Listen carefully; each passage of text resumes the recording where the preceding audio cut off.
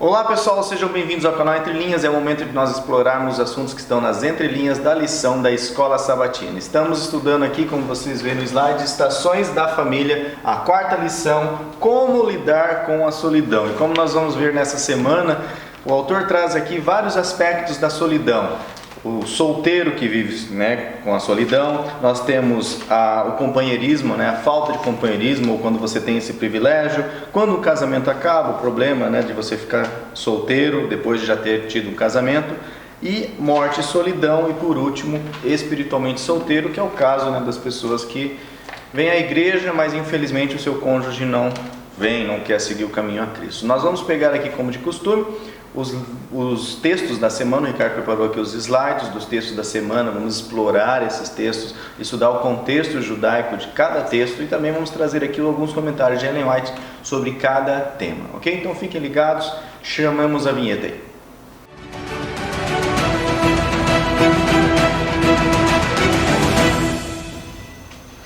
Bom pessoal, nós estamos com o projeto de você mandar o seu pequeno vídeo lá de 15 a 20 segundos, mandando um abraço para a família Entre Linhas. Dessa forma a gente conhece vocês, todo mundo se conhece, e aí não fica só aqui eu, o Ricardo, o Alexandre não pôde estar gravando aqui conosco, e aí esse projeto fica um pouco mais quente. Hoje nós vamos conhecer o Ângelo Barbosa, que foi um dos primeiros a nos mandar o vídeo. Então, vai lá Ângelo, manda seu abraço. Boa noite, amigo do Entre Linhas. Eu sou o Ângelo, da Igreja de Amsterdã, aqui na Holanda. Parabéns pelo trabalho de vocês, viu? Espetacular. É muito legal estudar o texto dentro do contexto. É espetacular. Vocês ampliaram bem mais a lição desse ano. Obrigadão, viu? Continuem firme aí, que a gente está ouvindo e compartilhando aqui com os amigos. Boa noite e um feliz sábado para vocês. Bom pessoal, mande seu vídeo também, para a gente poder conhecer você, a sua igreja, a sua turma aí. Vamos lá então às entrelinhas. Como lidar com a solidão, Ricardo? Bom, a gente se propôs a fazer uma divisão. Eu ia ficar com os textos bíblicos que estão na lição, o Lúcio com o Espírito Profecia, o Alexandre ia trazer coisas externas, tipo coisas ligadas à psicologia, coisas ligadas à filosofia, sociologia. Mas o Alexandre assumiu alguns compromissos aí e não está podendo vir. Logo ele vem. Então eu trouxe, por conta, acho que tem uns 2 slides aqui, visão de Freud, de Bauman, o que eles falam um pouquinho sobre solidão. Mas antes disso, vamos falar de alguns textos bíblicos. A gente tem lá. Nas leituras da semana. Isso. Primeira coisa. Salmos 78, 40. Dá uma olhadinha lá, Lúcio. Quantas vezes o provocaram no deserto e o ofenderam na solidão? Isso. Por que eu trouxe Salmo 78, 40?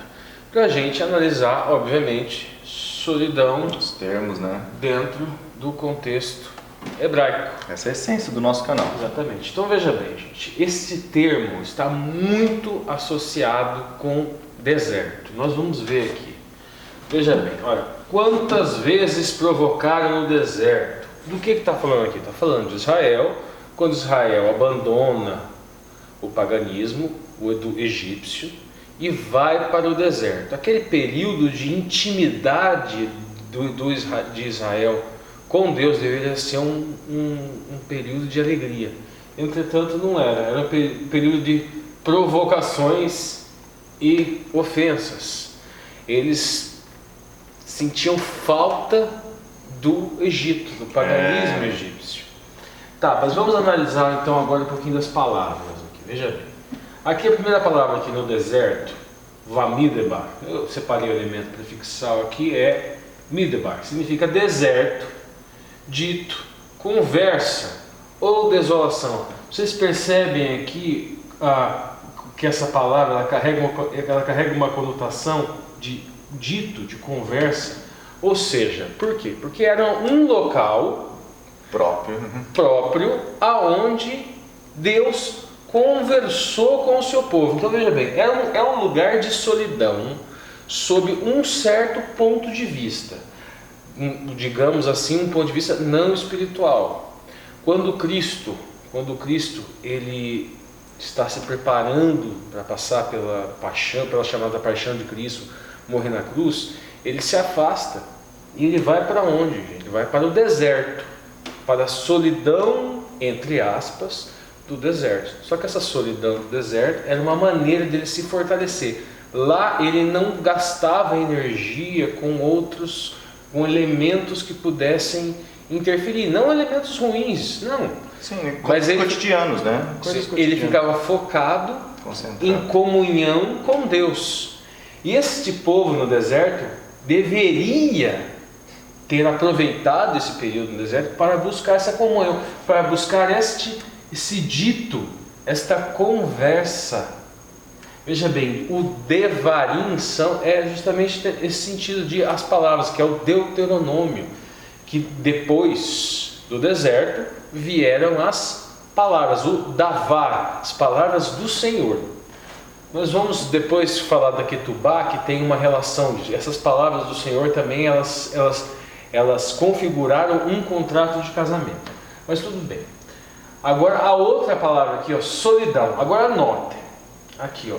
Bishemon, que seria, ó, e ofenderam na solidão. Aqui, ó. Yeshemon, novamente, deserto. Traduzido aqui por solidão, deserto. Ermo ou desolação. É da raiz de Shuyan, que significa ser denominado. Então, para que você vai ao deserto? Lembra que nós já falamos que o Shem, que é nome, mesma raiz aqui também, ó, ser denominado. Nome também carrega o Shem carrega aquela conotação de reputação. Trocar o nome seria trocar de reputação, trocar de forma de pensar, forma de caráter. Então, para que eles estavam no deserto? Para se modificar, para mudar a sua forma de pensar.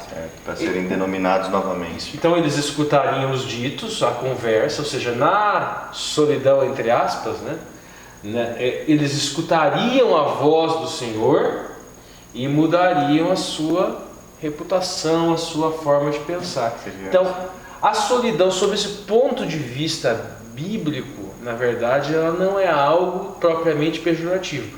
É um sossego, né? Pode ser pejorativo se você não escuta da voz.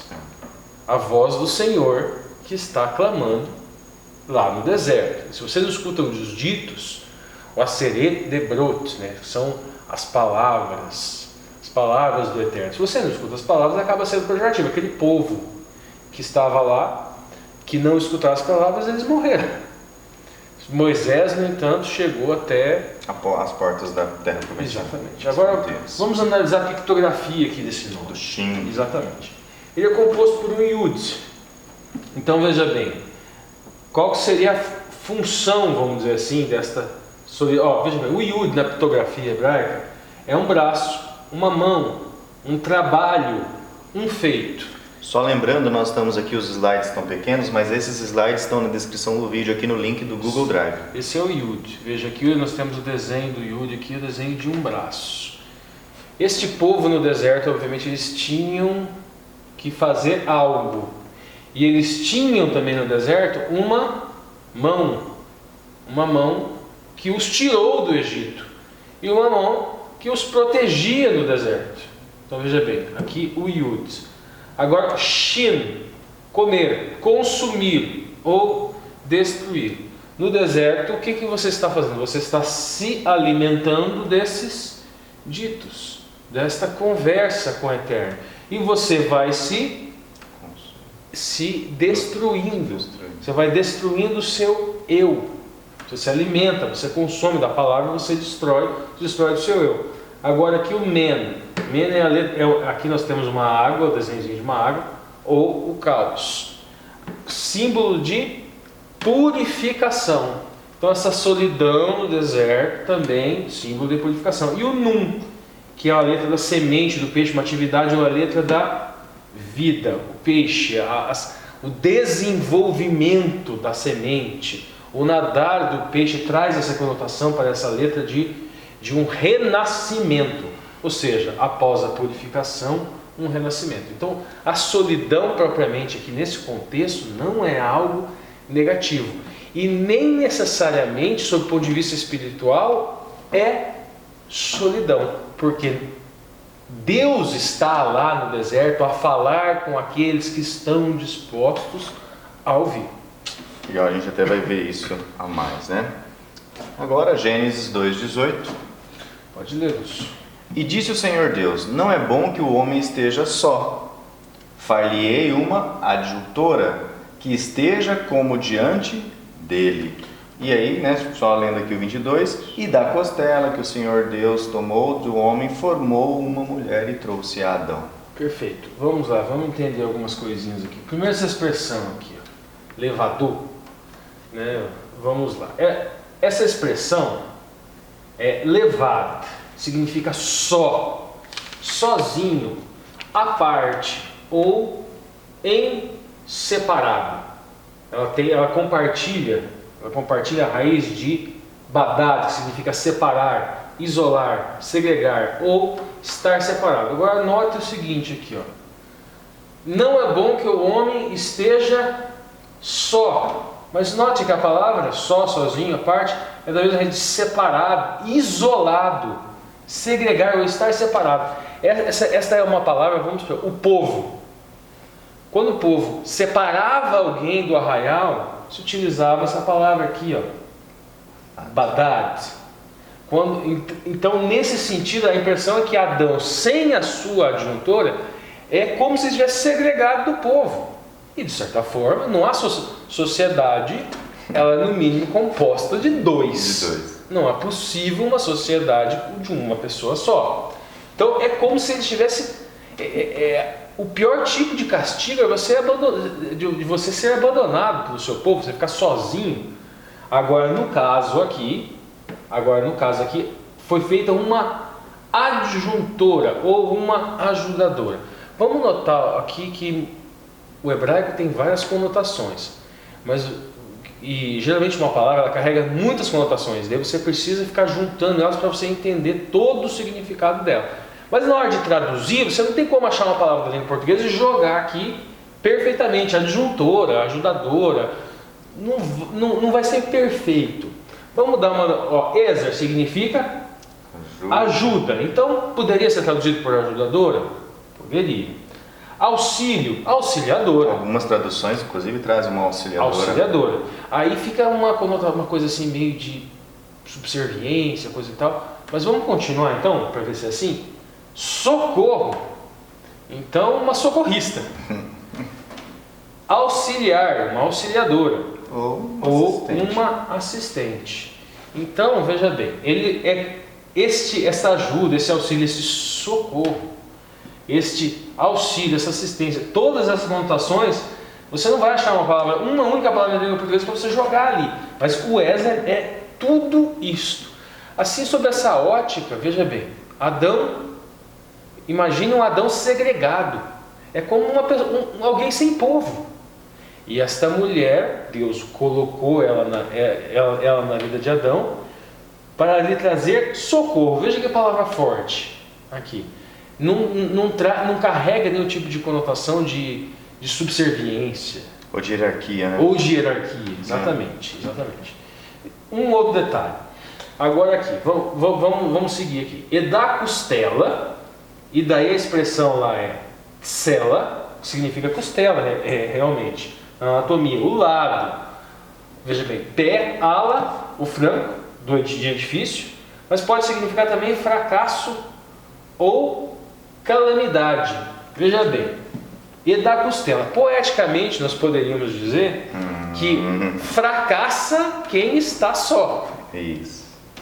E daí o Senhor daquele fracasso, ou seja, ele estava só, segregado, isolado, coisa e tal, aí ele traz esse socorro, esse auxílio, esta Ezer, e ele forma, e a palavra aqui é como quem forma um edifício, é algo assim sublime, algo assim magnífico. Agora vamos lá, vamos para o próximo slide, professor. Vamos ver só antes aqui do próximo slide, vai falar sobre a questão dos termos solidão, né, na visão de filósofos, né?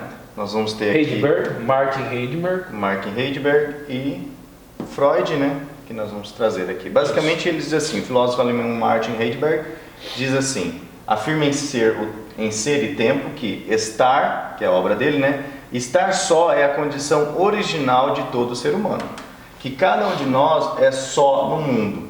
É como se o nascimento fosse uma espécie de lançamento da pessoa à sua própria sorte. Essa é a visão que ele coloca, né? Freud diz assim: a angústia das crianças não é originalmente nada além da expressão da falta de que sente das pessoas amadas. Por isso elas se angustiam diante de qualquer estranho.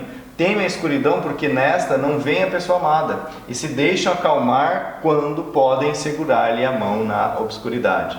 E ainda Freud diz, Freud irá afirmar que o adulto muitas vezes irá se comportar como essa criança, como sua angústia, principalmente quando se sente inibido diante de suas possibilidades de satisfação no mundo externo.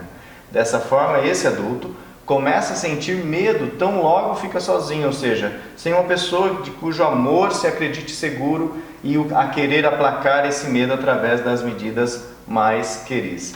E o Pueris. Pueris. E o autor da lição traz aqui, né, sobre a questão do sábado, uma historinha que eu acho que o professor da escola sabatina deve recuperar essa historinha da mulher que foi achada morta após 10 anos, né? Estava na casa dela lá e depois de 10 anos morta foi encontrada, para ver como que as pessoas vivem solitárias. Eu acho que essa história do Bauman aqui, ela se encaixa no que você está falando. Então, ele diz assim, Zygmunt Bauman: um viciado em Facebook me confessou, não confessou de fato, mas gabou-se para mim de que havia feito 500 amigos em um dia. Minha resposta foi que eu tenho 86 anos, mas não tenho 500 amigos. Eu não consegui isso. Então, provavelmente, quando ele diz amigo, e eu digo amigo, não queremos dizer a mesma coisa. São coisas diferentes. Estamos todos numa solidão e numa multidão ao mesmo tempo. É o que você estava falando da história. Um paradoxo, né? E o autor traz esse paradoxo diante de uma cidade tão movimentada, tão povoada, e ainda ser capaz de uma pessoa morrer dentro da sua casa e as pessoas nem darem falta dela. Ellen White fala, inclusive, aqui, isso, né, nós não estamos falando em 1990, em 2000, nós estamos falando em 1800, né, quando ela escreveu Testemunho para a Igreja, volume 4, página 578. Diz assim, muitos estão sofrendo mais de males da alma do que de enfermidades do corpo. Rapaz, naquele tempo não tinha internet, não tinha smartphone, não tinha Netflix, não tinha tanta informação, e as redes de informação, jornais, portais de informação, naquele tempo ela já falava, as pessoas estão sofrendo mais de males da alma do que males do corpo. Imagina hoje. E não encontrarão alívio, presta atenção nisso aqui, enquanto não forem a Cristo, que é a fonte da vida. E eu vejo isso no meu trabalho na universidade, eu vejo assim, aquela multidão, aquelas pessoas indo, vindo, aquelas lições, aqueles currículos sendo cumpridos, e eu não vejo contato, né? Aquela correria, aquelas notas, aquelas coisas acontecendo, e às vezes as pessoas sofrendo lá dentro daquela multidão de gente, elas sendo solitárias. Porque, né, nós vamos tratar agora no próximo assunto, que é o assunto aqui de domingo, sobre companheirismo, né? Sobre a falta de um companheirismo. Mas vamos seguir aqui nos slides, explorar mais esse texto. E, né, nós vimos já em Gênesis que Deus providenciou uma companheira, uma auxiliadora, né? Eclesiastes não está marcado aqui no slide, tá, pessoal? Mas Eclesiastes, só para marcar, 4, daí capítulo 4, versículo 9 a 12. É o texto da questão 1 lá de domingo, beleza? Melhor é serem dois do que um, porque tem melhor paga do seu trabalho. Porque se um cair, o outro levanta. Se o seu companheiro, levanta o seu companheiro, né? Depois, mas ai do que estiver só, pois caindo não haverá outro que o levante. Também se dois dormirem juntos, eles se aquentarão, mas um só como se aquentará? E se alguém quiser prevalecer contra um, os dois lhe resistirão. E o cordão de 3 dobras não se quebra tão depressa. Companheirismo, pessoal, vamos estudar sobre isso. Isso aqui, veja bem, a gente lembra lá do casamento, e o casamento fala que serão uma só carne. E agora aqui não, fala que 2 é melhor do que um. E lá, obviamente, a expressão hebraica lá, uma só carne, basar é had, e had é a mesma expressão aqui, ha é had. E aqui fala que Shenaim é melhor do que Ha-Ehad. Aparenta uma certa contradição. Alguns entendem que isto daqui não está propriamente falando de casamento. E dentro dessa interpretação, que óbvio não se estaria falando de casamento, não haveria esse problema, não haveria esse conflito. Depois a gente volta nesse slide, vai para o próximo, só para a gente ver, já que eu falei nisso. Aqui. Vamos lá. Adam Clarke e John Wesley. Os dois pensam de maneira diferentes quando eles vão analisar Eclesiastes. Dá uma lida, Lúcio. Adam Clarke diz assim: a vida casada é infinitamente preferível a esse tipo de vida pelas mesmas razões alegadas abaixo e que não requerem explicação, ou seja, dois são melhores do que um. Ou seja, Adam Clarke explicando este pedaço do texto, dois são melhores do que um, ele está falando aqui sobre vida de casado. Aqui eu coloquei essa figura aqui, que seria aquele, dentro desta visão aqui de Adam Clarke, aquele laço de 3 pontos seria mais ou menos isso aqui, ó. Homem, Deus e a mulher, a esposa. Os coraçõezinhos. Agora lê o próximo. Já John Wesley diz assim, que vivem juntos, os dois, né, que vivem juntos em qualquer tipo de sociedade, porque ambos têm grande benefício por tal conjunção, por meio da qual eles apoiam, encorajam e fortalecem um ao outro. Isso, por isso que eu coloquei essa figura aqui. Então, neste caso, seria eu, Deus e você, independente de ser casado ou não. Agora vamos voltar lá para o próximo slide e vamos analisar algumas questões, isso, as questões aqui hermenêuticas, né? Então isso. vamos lá. Primeira coisa, aqui a expressão, ó, Shenaim. Shenaim, tudo bem, é 2. Mas essa expressão também carrega uma conotação de validade ou de continuidade, porque veja bem, agora aqui, esse seria o primeiro ponto. Errad, eu já falei, é aquela expressão, é a mesma expressão que está na Shema, é a mesma expressão que está lá no Bereshit, na Torá, quando fala de Bazar Errad, uma só carne.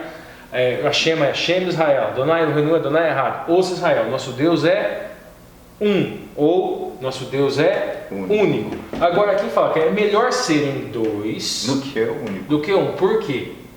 Tem melhor recompensa ou melhor paga de seu trabalho. Seria também no sentido de efetividade. Agora, continuando aqui, porque se um cair, nota o seguinte, eu coloquei aqui em cima para facilitar.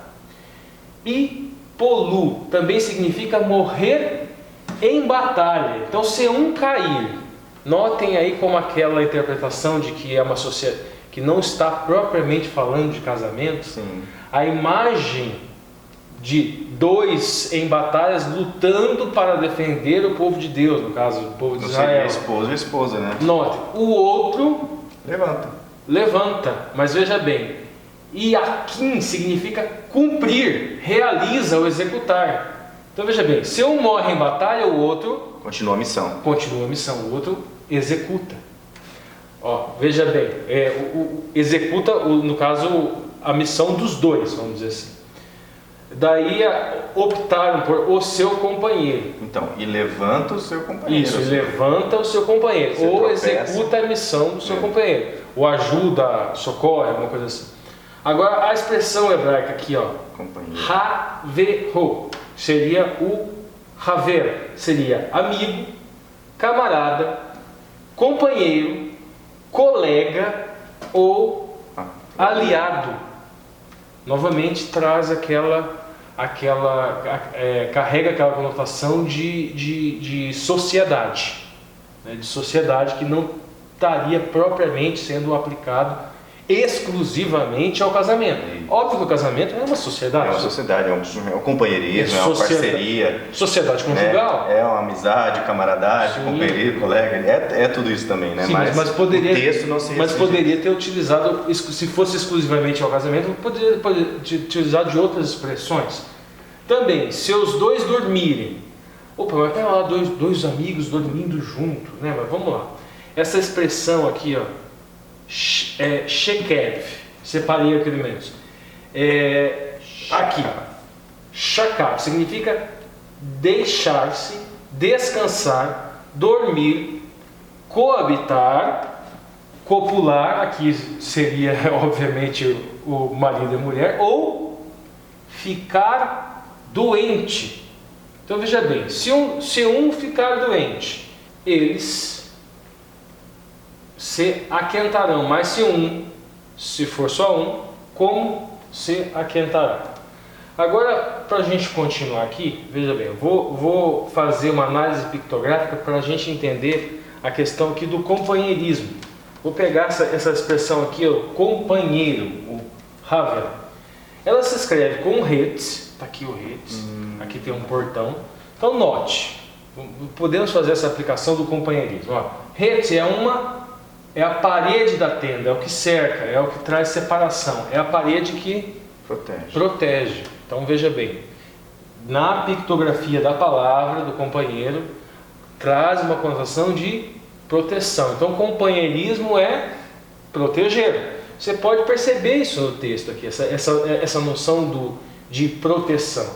O bet é a letra, veja bem, casa ou dentro, é a letra da inclusão. Então veja bem, esta sociedade, você não se vê excluído, né? Incluído. Isso. Então o companheirismo também ele é inclusivo. Não é algo que exclui, não é algo solitário, não é um pensar só em si. É pensar em si e no próximo. Agora a próxima, Dalet. É a porta da tenda, o homem pobre, ou seja, ou é uma caminhada. A porta da tenda, veja bem, essa porta da tenda também transforma o Dalet numa letra inclusiva. Então o companheirismo, novamente, essa letra Dalet reforça essa conotação de inclusão. Homem pobre, gente, tem um ditado assim que quando você está, não é propriamente um ditado, quando você está mal, você vai encontrar com problemas, você vai encontrar muitas pessoas para se solidarizar com você. Quando você está bem, as pessoas se afastam. Parece que elas têm dificuldade de se esvaziar. Porque quando você está mal, é mais fácil, porque você vai lá, coitadinho de você. Ainda bem que eu estou bem, deixa eu ajudar o pobre coitado. Isso, eu estou melhor do que você. Homem pobre. Mas é o contrário, né? Porque aqui você precisa, para você, o companheirismo é você se anular. Há um anular-se mútuo, vamos dizer assim. No sentido de você não querer se colocar melhor do que o outro. Sim, eu posso já aproveitar, deixa aqui, né? A Ellen White comenta no livro Caminho a Cristo, eu separei essa passagem aqui na página 119 e 120, ela diz assim, ó, ao dar a mão a um amigo, que o louvor a Deus esteja em seus lábios e no coração. Isso conduzirá os pensamentos desse seu amigo a Jesus. Todos nós temos provações, pesares para suportar e tentações difíceis de resistir. Não conte, né, dela já entra no outro aspecto que a gente gostaria de discutir depois, né? Não conte para simples mortais suas dificuldades, leva a Deus em oração, estabeleça como regra não ficar pronunciando uma palavra só de desânimo, de dúvida para as pessoas, né? Você deve fazer muito para iluminar a vida de outros e fortalecer seus esforços através de palavras de esperança e de santo entusiasmo. Mas eu acho interessante esse começo dela, ao dar a mão para o amigo, que o louvor a Deus esteja em seus lábios no coração, né? E não o orgulho e, deixa eu ajudar o pobre coitado. Isso, é isso aí. Vamos para o próximo slide. Ainda em companheirismo, né? Vamos trazer agora os textos lá sugeridos na lição, Filipenses 4:11, 4:12 e 4:13. Não digo isto como por necessidade, porque já aprendi a contentar-me com o que tenho. Sei estar abatido e sei também ter abundância. Em toda maneira e em todas as coisas estou instruído, tanto a ter fartura como a ter fome, tanto a ter abundância como a padecer necessidade.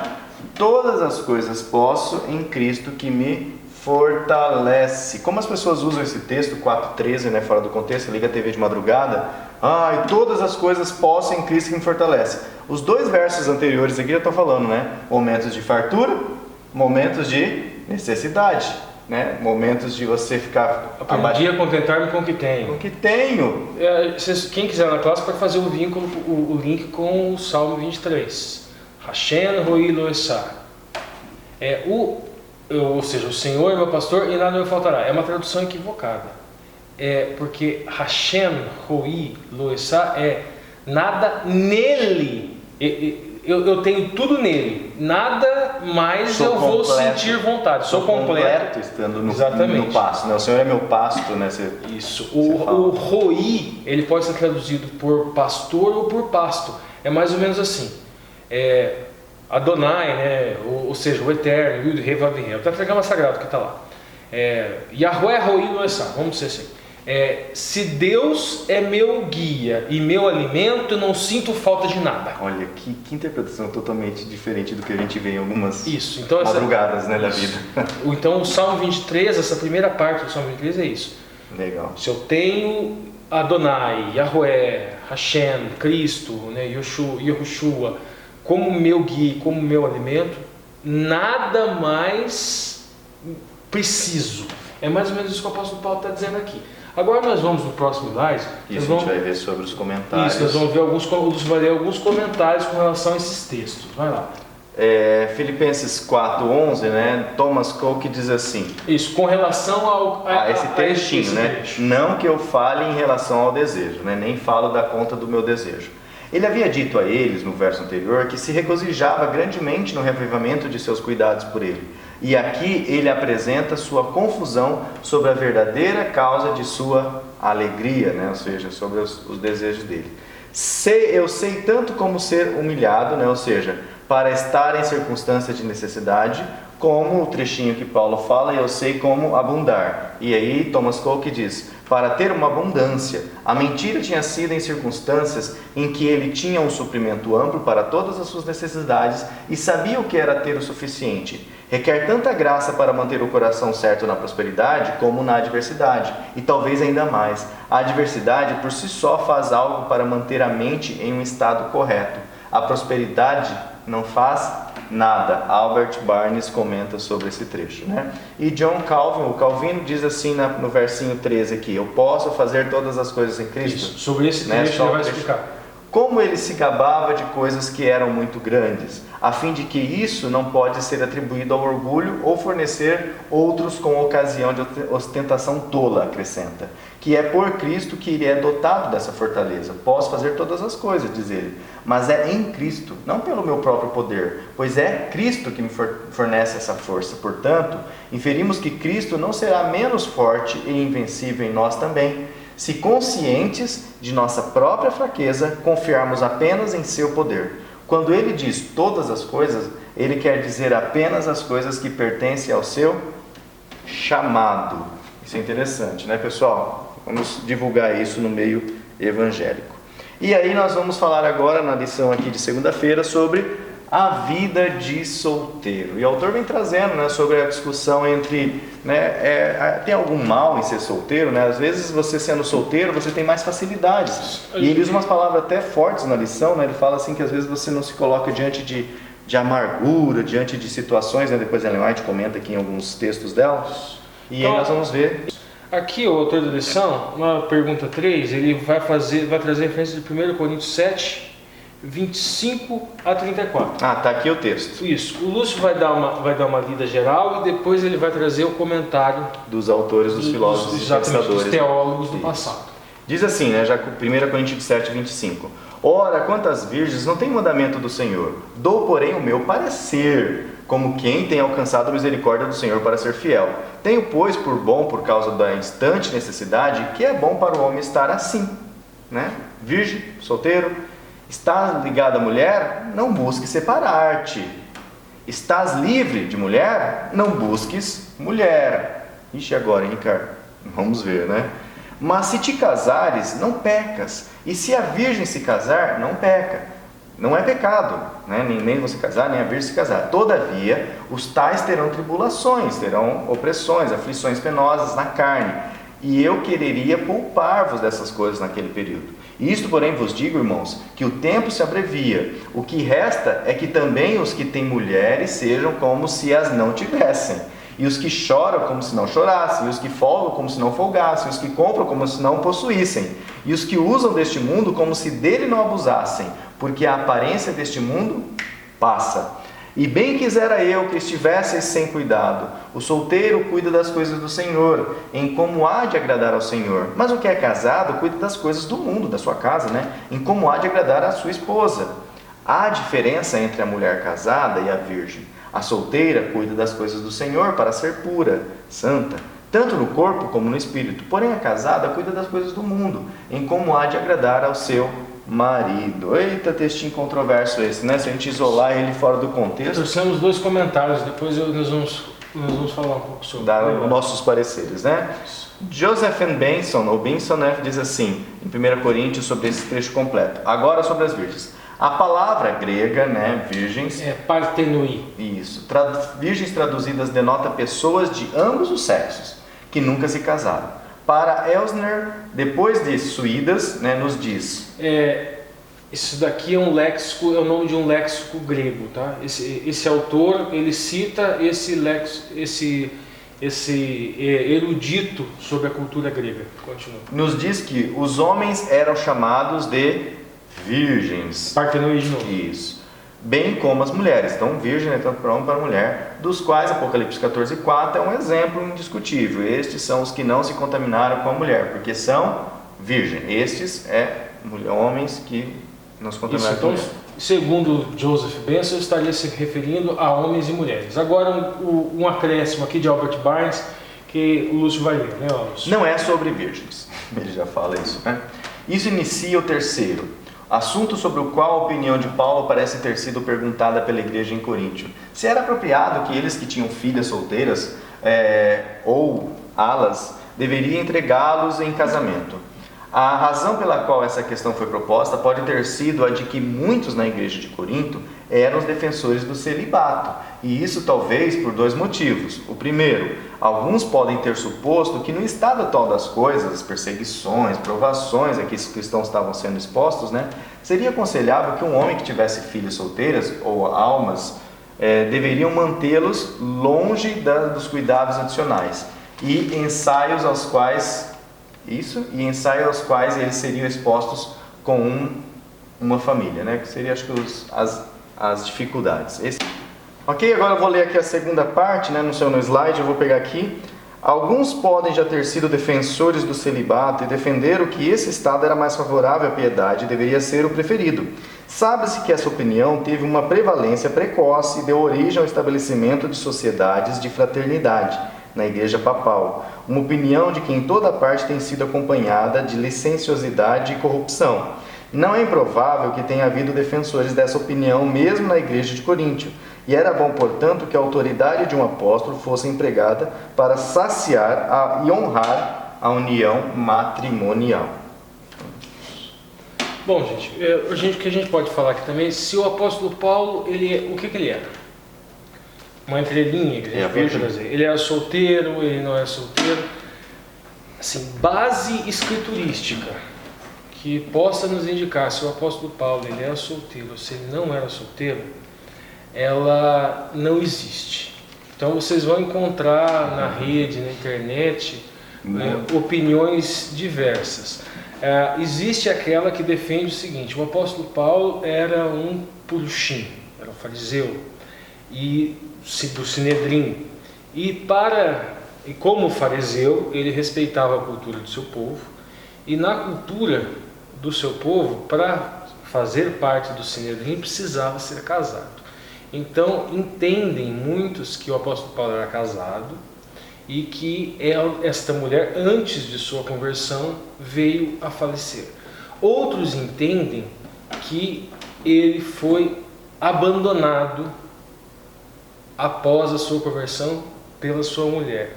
Há ainda, vocês vão encontrar ainda alguns que dizem que ela teria morrido de desgosto em razão da mudança da vida dele, né? Sim, mas da postura dele muito rígida, muito firme. Mas tudo isso não tem base escriturística. Vocês não vão achar nenhum texto bíblico. Com relação a esse ponto aqui, o apóstolo Paulo é contra o casamento? Não. A gente tem que ter uma análise mais ampla. O apóstolo Paulo, em outras passagens, ele claramente fala que é melhor ser casado do que viver se abrasando. Exato. Veja bem, gente, existem, ele também segue esse assunto, que existem pessoas que são chamados para para um dom. Ele tem esse dom, tem essa capacidade de ficar sozinho e não viver se abrasando.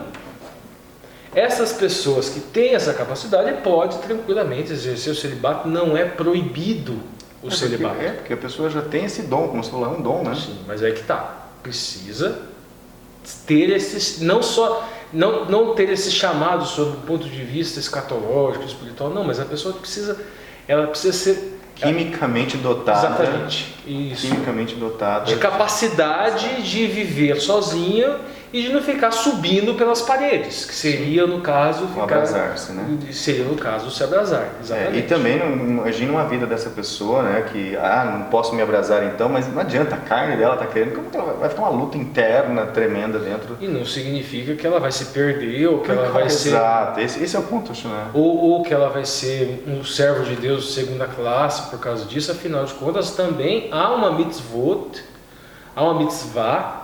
clara no sentido de se fazer uma só carne.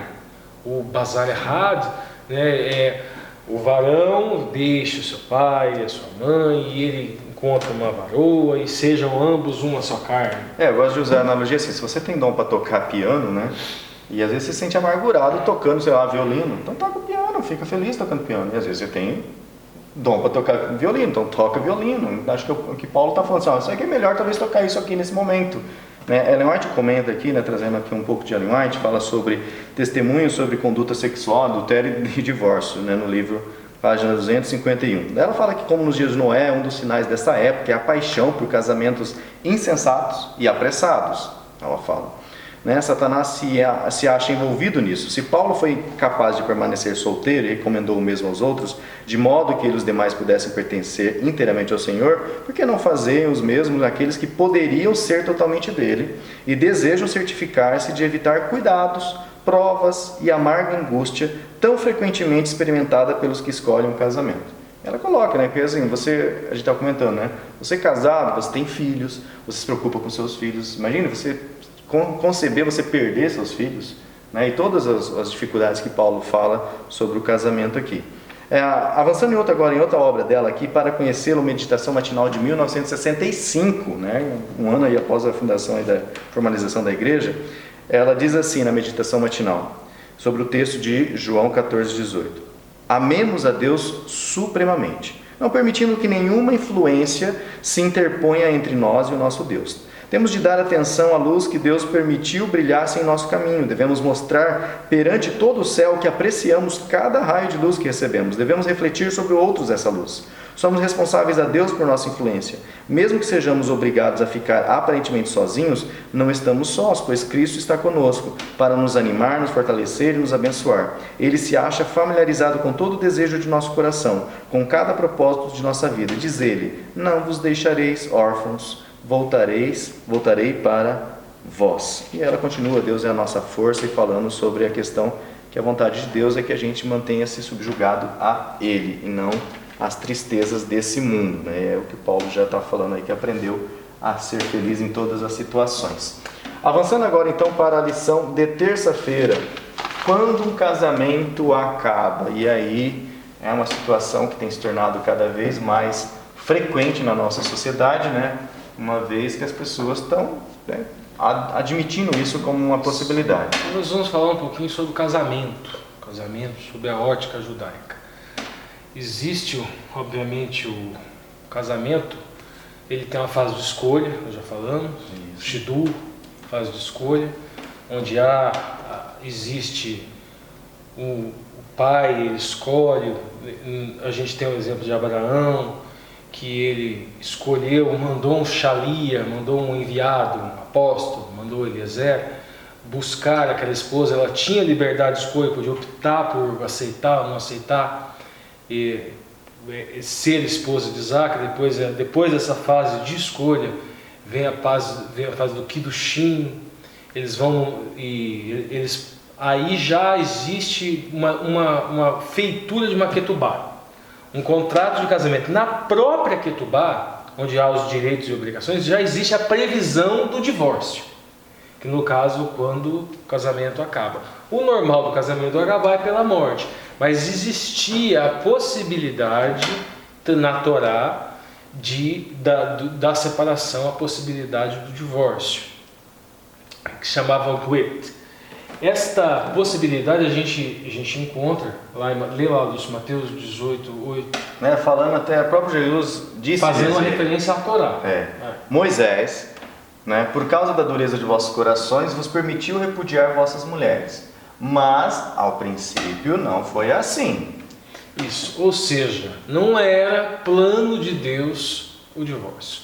Mas em função do Etzer Hará, vossos corações duros. Isso, em função do Etzer Hará, ou seja, a natureza... Difícil de perdoar, difícil de... E, após o lapso, Deus tolerou, desde que se respeitasse certos critérios. Inclusive, na Ketubá, existe a questão da indenização e até mesmo, em alguns casos, pensão.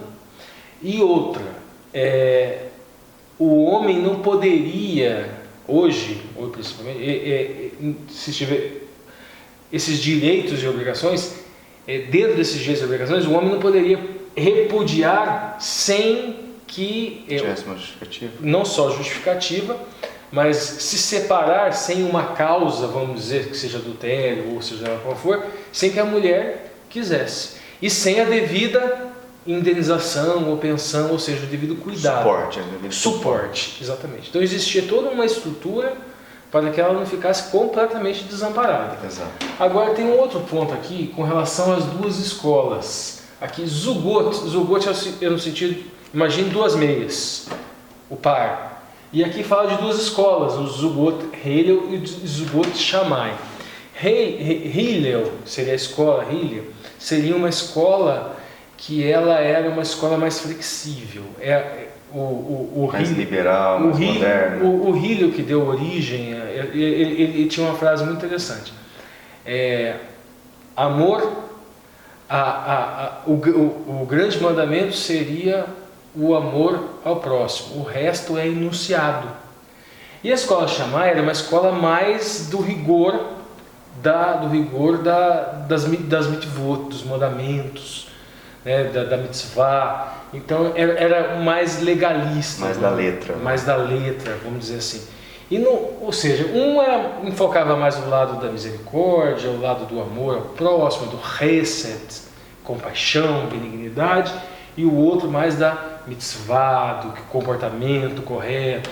E o Zugot, é como seria o pé esquerdo e pé direito.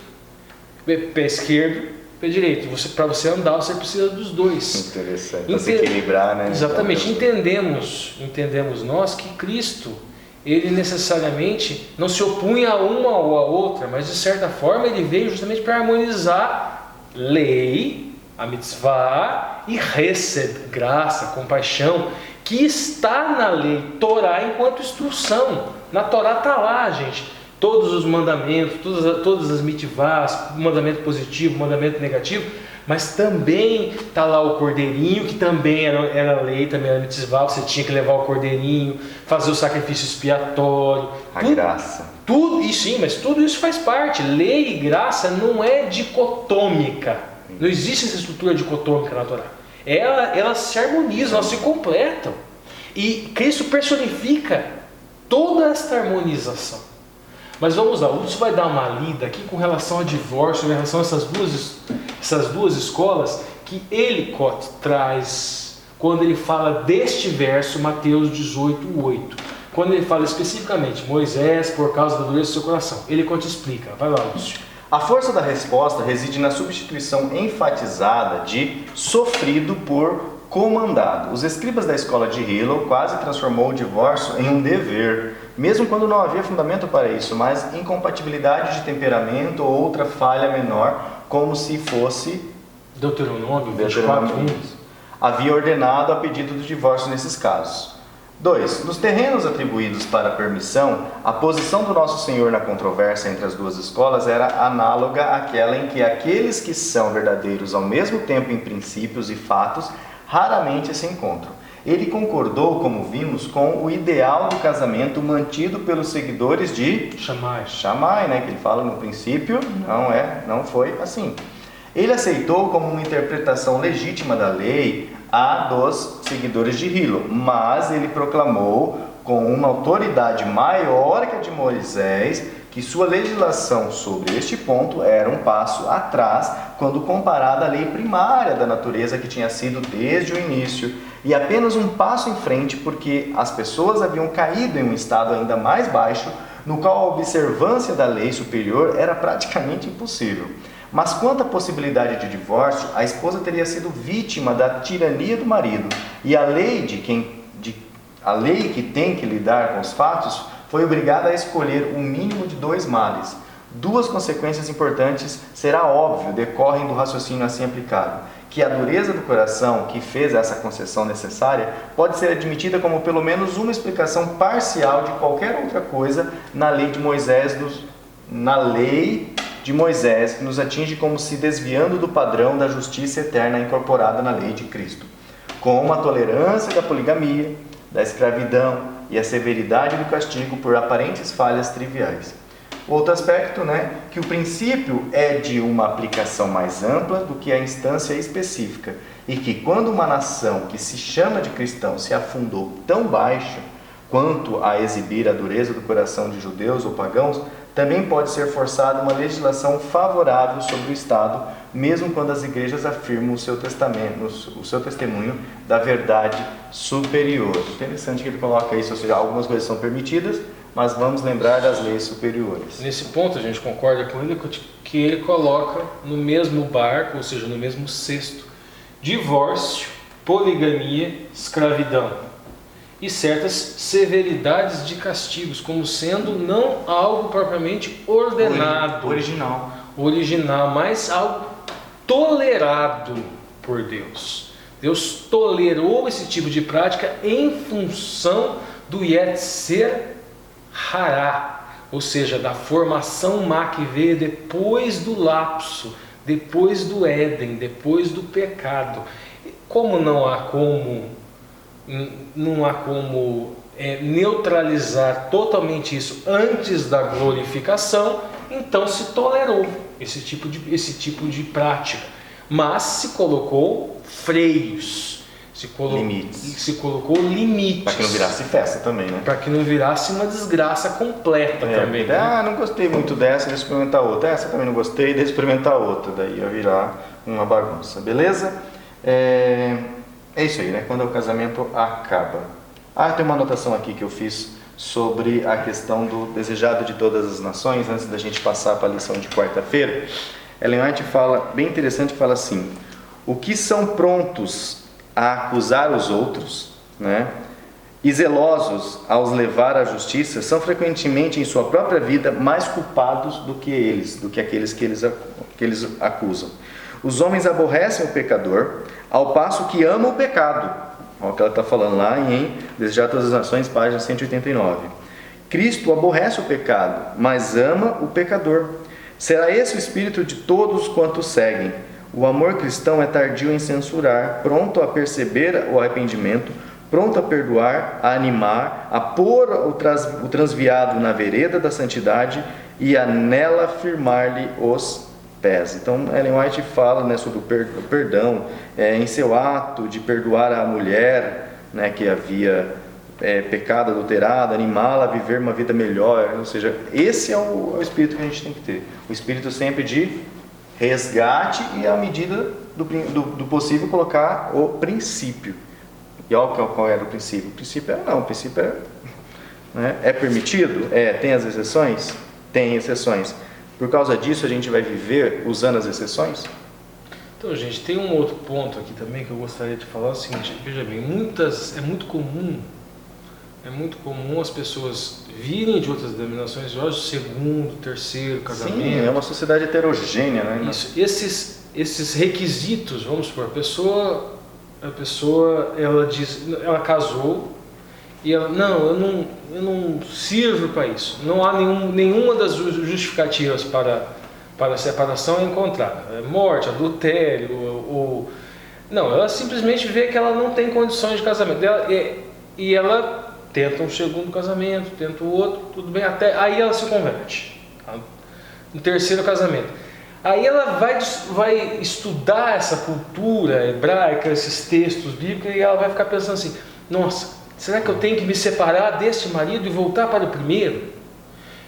Não, gente. A gente tem um princípio de estabilidade maior.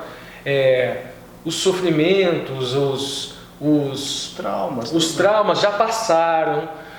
Já existe um Deus que Ele é pronto a apagar todos os erros, todos os deslizes, todos os pecados, todas as desobediências, tudo mais, e você seguir a sua vida dali para frente. Sim. De uma maneira em harmonia com aquilo que for, de acordo com as mitzvot, de acordo com os desígnios do Eterno e tudo mais.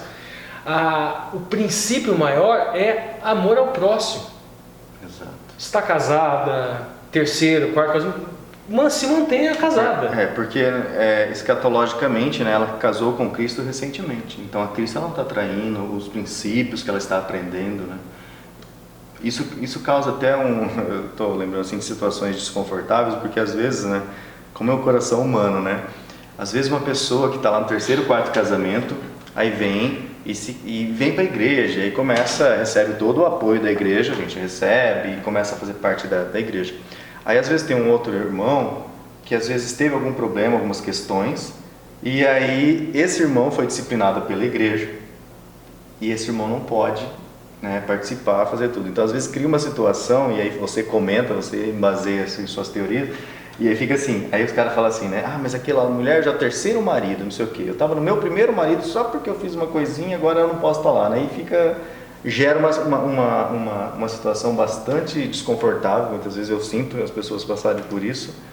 E aí o argumento que eu ouço muitas vezes é que essa pessoa, a primeira vez que ela está sendo instruída em Cristo, ela vai seguir. A outra foi instruída e caiu. E é a questão da misericórdia, a gente vai ter que trabalhar melhor dentro das... Vamos lembrar de Davi e Betseba. Davi, ele adulterou com Betseba. Mas quando ele adulterou, ele não era crente? Claro que era rei de Israel. Tá. E ele adulterou com Betseba, ele induziu Urias, o Eteu, para que ele coabitasse com ela, para que ele encobrisse o seu pecado. O Urias se negou porque ele estava numa guerra para defender a arca do concerto, exatamente. Então Davi acaba fazendo com que ele esteja numa circunstância para que ele morra. Aí o profeta vem, o profeta diz que ele estava em erro, ele aceita a repreensão, ele se humilha, mas veja bem, ele larga Batseba. Batseba já estava viúva. Por causa dele. Batseba estava viúva. Ele continua com Batseba. E dali para frente não há erro. E ela estava grávida, né? Isso. E dali para frente não há erro. Daquele ponto para trás tudo bem, houve erro, mas dali para frente não há erro mais. Por quê? Porque os pecados foram expiados. Houve perdão, houve expiação. E se ele abandonasse ela, então o que ele fez? Você tem algum tipo de dúvida do que fazer? Consulte o princípio maior: amor a Deus e amor ao próximo. Que tipo de amor ao próximo é esse, se Davi abandonasse Betseba à mercê da própria sorte? Isso não é amor ao próximo. O mandamento maior é amor a Deus e amor ao próximo. Então, se tem alguma dúvida com relação a mitzvot específicas, consulte o princípio maior, que o próprio Cristo já disse.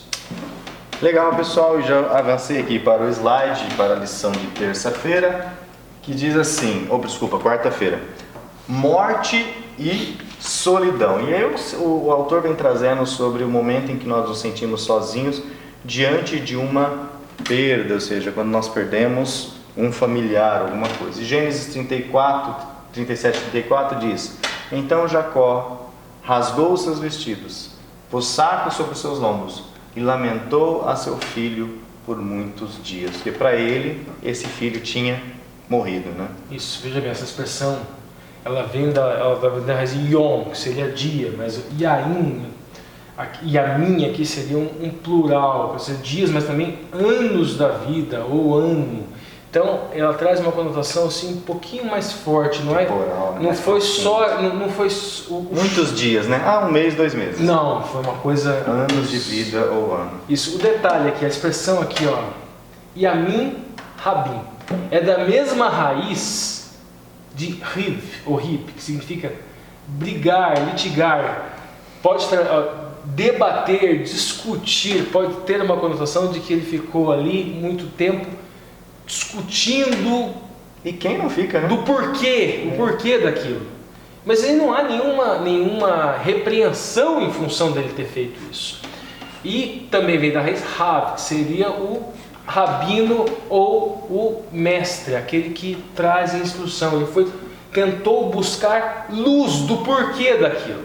Então essas duas raízes aqui desse Yamin Rabin, esse muitos dias, no hebraico traz uma conotação de que ele ficou ali brigando consigo mesmo. Por quê? Porque litigando. Meu filho preferido, minha vida, não tem mais Isto, sentido. gente, isto é uma coisa natural. Veja bem, existe aquele discurso grotesco, estapafúrdio, que fala mais ou menos assim: ah, Deus quis assim. Gente, Deus não quis assim. Se Deus quisesse assim, haveria morte no Éden antes do lapso. A árvore é do conhecimento do bem e do conhecimento do mal. Estes efeitos, eles são estranhos. O Criador não os quis assim. O Criador ele fez um mundo onde a morte não faz parte, onde a vida eterna faz parte. E a recomendação bíblica é o seguinte: chore com os que choram. Então, se Jacó aqui ficou dias lá litigando, lutando contra aquele sentimento, quem estava ali devia entender isso, não devia tentar minimizar a dor da pessoa, né? Ai, não chora não, Jacó. Não chora. Foi só o seu filho preferido que você amava tanto. Não, você já chorou demais, né? Já faz 3 meses que você chorou, isso, né? Isso que você está falando, que isso? Isso até é uma ofensa para Deus. Que isso, gente? Por favor. Deus quis assim, compreenda a vontade de Deus e vamos festejar. E Jesus chorou quando, gente? Jesus chorou o choro do luto. Mesmo ele sendo o princípio da vida. E mesmo ele ressuscitando, tendo o poder de ressuscitar Lázaro. E ele chorou. Porque aquilo não é natural. Não foi, ele não, a natureza pré-lapsariana. Óbvio, pré-lapso, né? E mesmo ele sendo a vida. Um outro detalhe que a gente estava conversando aqui antes e aí? O que a gente faz no luto? A gente ri, a gente chora junto. Eu já dei o princípio: chore com os que choram, lamentem com os que lamentam e regozijem com os que regozijam. Isso. Então, uma coisa, a família, agora é algo prático, vai depender da família, gente. O velório está ali, não é para quem está ali dormindo. Exato. Não está vendo nada. É para dar apoio para a família. Então, se a família se sente mais à vontade, cantando, se descontraindo, entra no clima. Vamos lá, cante mesmo. Se você não se sente à vontade, se afasta.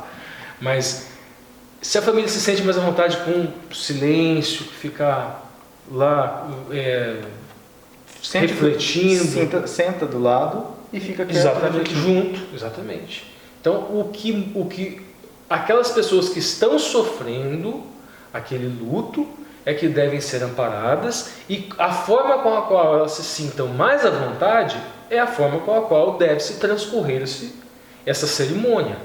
E eu aproveito a sua fala, Ricardo, para colocar lá a família entre linhas, hashtag fica a dica, né?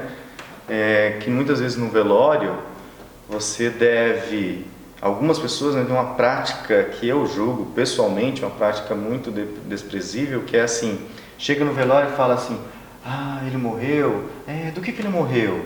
É mesmo? Ele estava muito doente, assim, a pessoa está lá em dor, em prantos, e você está lá cutucando a ferida da pessoa. Então assim, eu e minha esposa, a gente tem uma prática assim: a gente vai no velório, faz análise, né, como a família está reagindo, e começa a perguntar: tudo bem? Né? Assim, não tudo bem, porque tudo bem é hipócrita perguntar, né? Assim, estamos aqui, e você vai conversando com a pessoa, de preferência sobre assuntos mais, sabe, que não reforcem o sofrimento dela. Não fique lá, e aí, como foi o acidente dele? Você viu ele morrer? Foi você que viu, estava perto quando ele parou o coração? Sabe?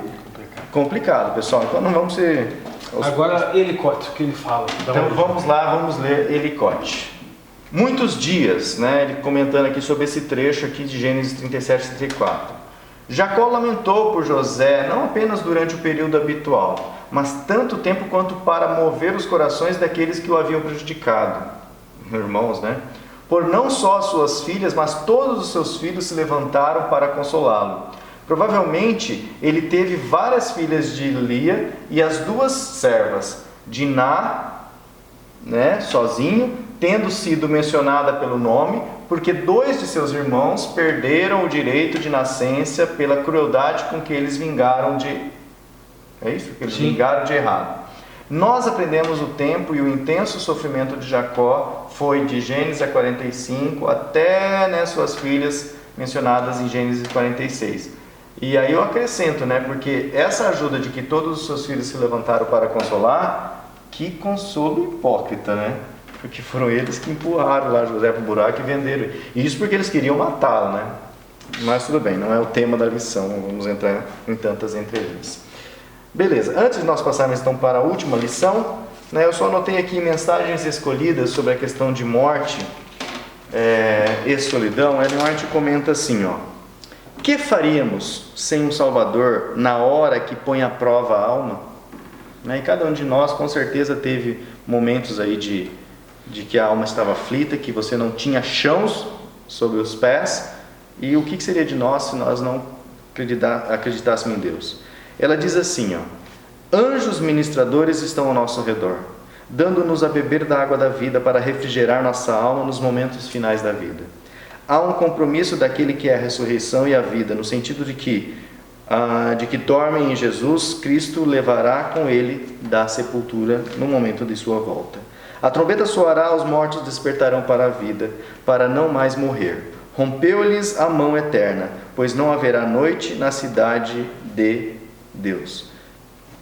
Então, uma questão que eu tenho usado, né, como prática, como experiência em velórios recentes que aconteceram na família, assim, às vezes a gente chora, né, pela perda, pela saudade, que a gente já vai antecipando, mas uma coisa que eu pensei, sabe, pensei comigo mesmo no momento de lidar com a dor, é que ao invés de chorar pela perda, agradecer a Deus pelos anos que eu tive o privilégio de estar com esse querido.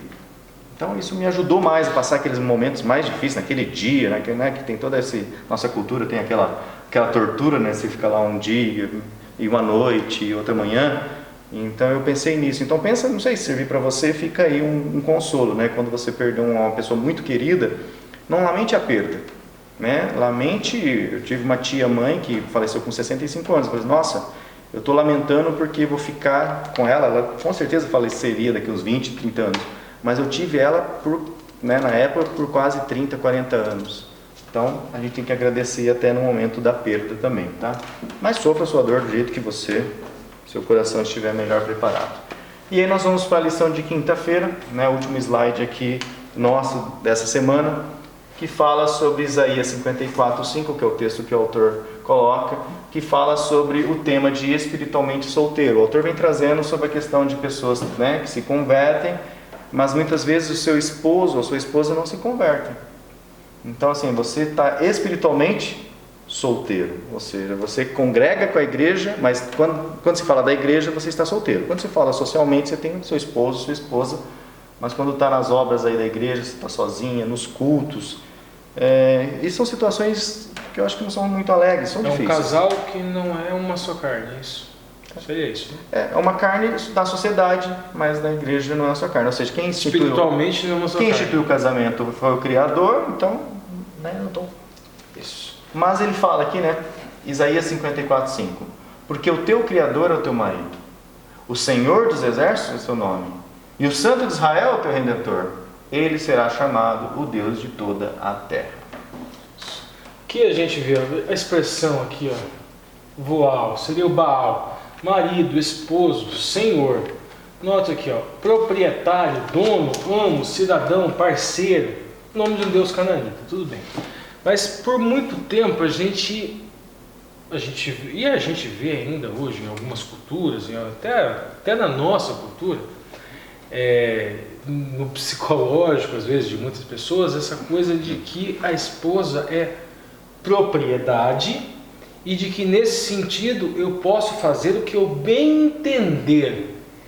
A gente vê a conotação aqui, né, de propriedade, mas raciocine da seguinte maneira, gente.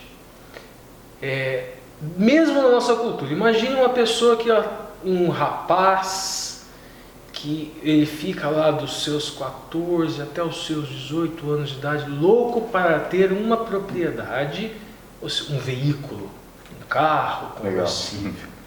E daí... Completa 18 anos. Ele completa 18 anos, ele faz o que quer com o carro. Ele pesa, ele puxa. Ele cospe no carro, chuta o carro. Ou todo domingo ele está lá polindo o carro, está lá pensando no que vai comprar para o carro. A gente até já conversou, né? Tinha um vizinho meu que começava de manhã, aí começava o ritual toda semana. Lavava o carro, deixava secar por dentro, por fora, aí passava cera, passava coisa. Ele ficava o dia inteiro cuidando desse carro. Era um dia a rotina dele.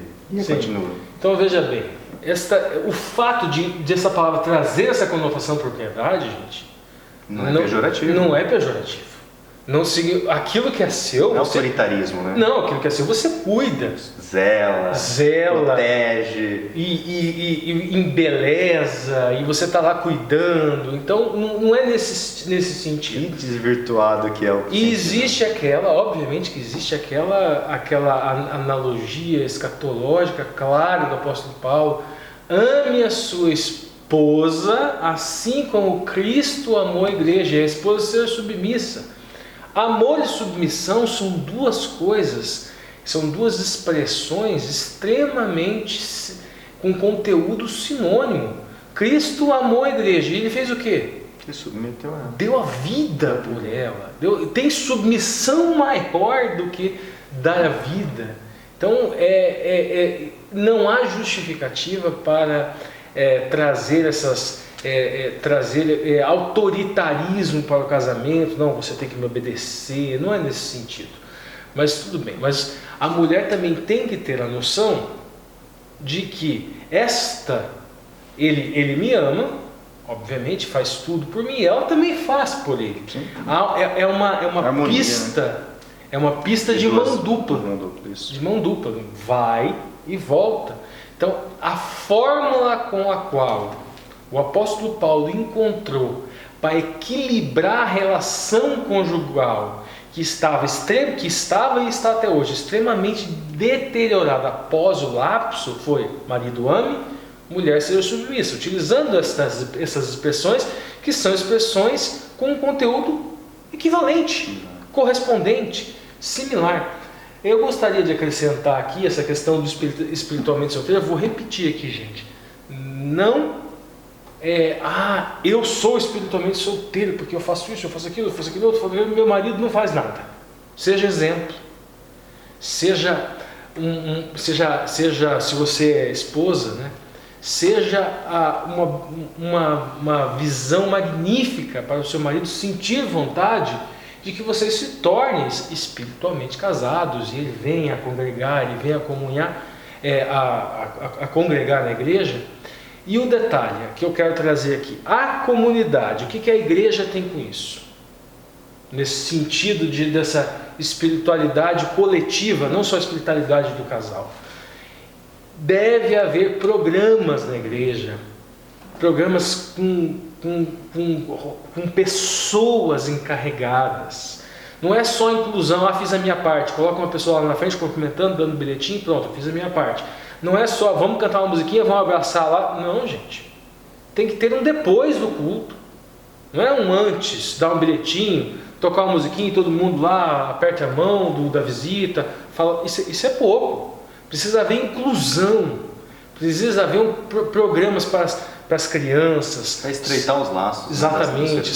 Sábado à tarde. Precisa haver o Lúcio mesmo, e até o Alexandre, eles estão dentro dessa estrutura. O sábado é um dia que vocês têm várias atividades em conjunto. Inclusive sábado à noite, que está muito gostoso, Sim. reunir o pessoal. Você pode dividir a sua experiência até? Né? Então, assim, o Ricardo estava falando, né, sobre a questão do relacionamento, e eu já gosto de trabalhar justamente com os adolescentes por causa disso, porque é difícil você orientar uma pessoa. Eu não sei a idade do nosso público, geralmente são pessoas mais maduras, pessoas mais experientes, geralmente que a gente vê nos comentários, né, e o Google mostra. Então são pessoas que já tiveram suas experiências, já tiveram suas escolhas.